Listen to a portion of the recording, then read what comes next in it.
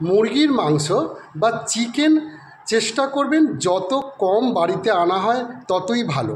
এই চিকেন কিন্তু যাদের বাড়িতে ফিমেল চাইল্ড আছে তাদের ক্ষেত্রে খুব মারাত্মক এফেক্ট আনে।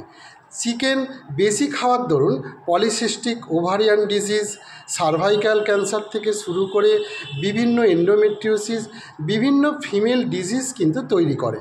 তাই বাড়িতে একদম যদি আনতেই হয় মাসে একবার কি দুবার চিকেন আনাই ভালো এবং খুব কম পরিমাণে খাওয়াই ভালো।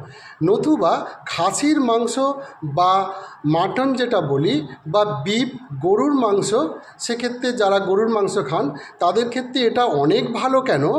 এই গরু ছাগল এরা ঘাস শাকসবজি খেয়ে বড় হয় বলে এদের মাংস যাদের হাইপার টেনশান, যাদের ইস্কিমিক হার্ট ডিজিজ, প্রেশার বাড়া আছে তাদের যেমন বেশিরভাগ ক্ষেত্রে না খাওয়াই ভালো।